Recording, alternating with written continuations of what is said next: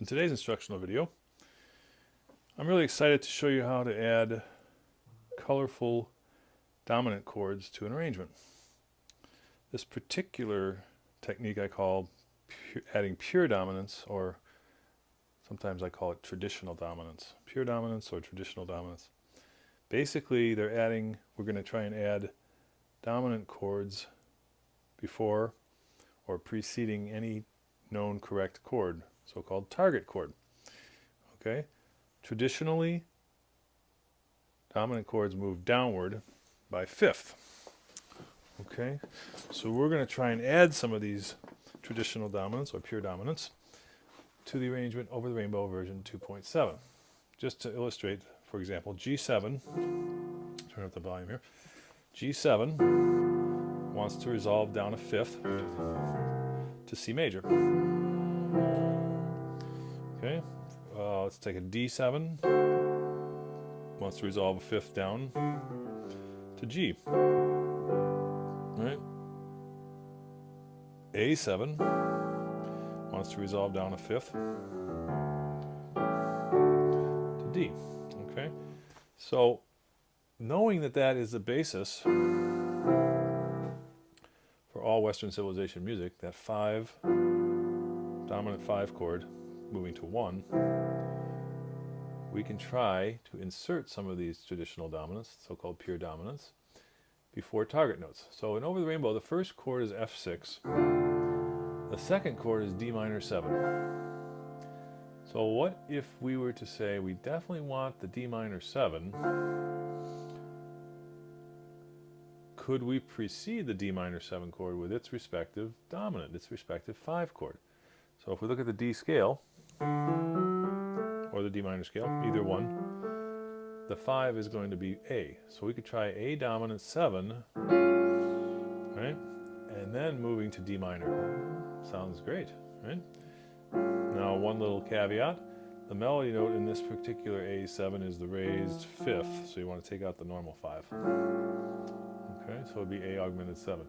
But we've basically said, hey, we want this chord. We can't really precede the F6. We'd like to, but there's no room to do that. So we can't really target the F6. There's nothing before it. But we can target the D minor 7.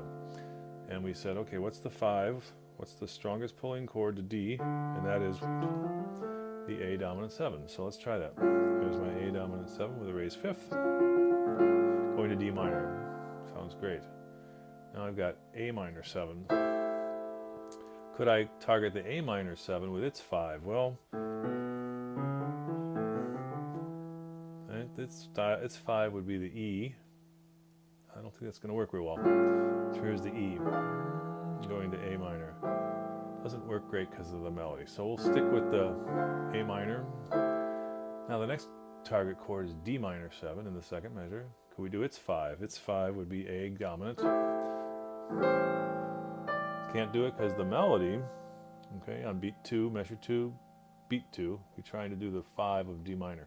So that's A7, but the melody note is the minor third of the A chord, so that's not going to work with a dominant chord, so we can't do it there. Keep that. Now, the next beat 4, we could try doing the dominant of G minor 7. G minor 7 is my target, my next known correct chord. Its 5 would be dominant, D dominant. We still have that same problem. The melody, F, clashes with the major third, because the melody is the minor third of the chord, and of course we're trying to do a dominant chord. So that way, we can't really do anything there. So we keep the G minor. Now, what if we said we want the A minor 7 in the next measure, measure 4? What's the dominant chord? What's the 5 chord that could pull strongly the pure dominant of A? 1, 2, 3, 4, 5. E dominant. So we could try an E dominant chord in measure 3, beat 3. So far we got 5 of D minor as written. Now I'm going to go 5 of A minor into the A minor. That seems to work nicely. Okay, so G minor, measure 3. Now the E, which is 5 of the A minor, is G minor 7. Okay, B flat minor. It's 5 is F. Could we do an F here? No, we got to keep F dominant. No, it doesn't sound too good. So here's my G minor, here's my B flat minor 6. Let's say I targeted the F major in the next measure. Its dominant would be C dominant. So I guess you could do it there. I like the B flat minor 6 though, because it's one of the only minor 6s in the whole song. So we'll keep that one as F major. Now the 5 of the next chord, A minor 7, would be E. Again, it doesn't work because the melody goes into the minor third of an E. Right? So we'll keep that the same. Here's A minor. Now, next known correct chord, the next one is G minor. The 5 of G minor is D. That's going to sound great. And because the melody is B flat, we're going to play it as an augmented, meaning take out the regular 5 in the left. So here's my G minor. Now the next chord is C7. And we could say, try a G dominant. That's going to sound great. C7 is the 5 of F, so we're good. And then this is C7, bringing us back to F6, if that's where we started. Okay? Let's see if the 5 of A would work. Because we changed the first chord to A dominant. The 5 of A would be E. Let's see if that works. Nope, it's not going to work. Okay, so F, and then you could do C7. If you do the C7, then you would go to F. If you didn't do the C7, you could just do... actually, I would go to F. I would do the C7 and do the F6. Okay. Now moving on to the second ending. Measure 10, we got F major 7. What if I did the dominant of the next target? Let's say my target was girl minor 7 in measure 11. The girl minor 7, right? Its 5 would be D dominant. So I could play the D7, which moves nicely to the G minor. Now C7 is the 5 of the F. Okay. Now the A flat diminished works great. What I could also do, D7, which is the 5 of the next chord, G minor. So I'm basically just checking every correct known chord and saying, can I precede that with its 5? So here's F. Here's diminished. Now I'm looking in the next measure. A minor is my target. So my 5 of A minor would be E. Let's try that. It's going to sound great. So I got an E7 in measure 15. Beat 3 of measure 15. So F diminished. E7 is the 5 of A minor.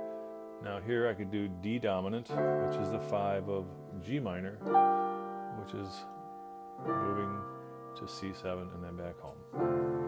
Okay, so basically we've got pure dominance in measures 1, 3, 6, 7, 10, 11, 12, 15, and 16. So quite a bit of opportunity for dominance, pure dominance. And again, to recap, I'm basically saying, okay, every chord on beats 1 and 3 can be a target. And I'm going to try and precede that target with its 5. So my target in measure 1 is D minor 7. Its 5 is A. Right? And the only thing that'll really kind of stop me from doing this is if the melody note conflicts with the chord.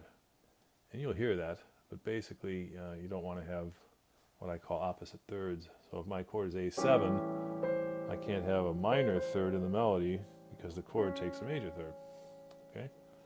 Just as if I had a D minor 7 and the melody was C sharp, that's a major 7th and the chord takes a minor, a lowered 7th rather. Okay? So can't have what I call opposite thirds, where the chord takes one kind of third and the melody is the other third. Or you can't have opposite sevenths. You can't have a melody of a lowered seventh and the chord's a major seventh. Okay? So have fun inserting or replacing chords with their respective pure dominants or so-called traditional dominants. That's going to give you lots of interesting sound. Right? Here's a typical 1, 6, but we're going to do 1. Very interesting. Right? Okay, so you'll develop a lot of wonderful colors by trying to precede known correct chords, what I call target chords, with their respective 5 chord. Okay, have fun, practice hard. If you'd like to view some more free instructional videos, just go to my website, pianoweb.com, click on the YouTube icon, which will link you over to my YouTube channel, where I have over 30 free for the viewing instructional videos. If you would like to listen to some free instructional audio podcasts, go to my website and pianoweb.com. Click on the drop down menu titled Podcasts, and there I have 10 or 12 free for the listening instructional audio files, so-called audio podcasts. Okay, have fun adding pure dominance to Over the Rainbow.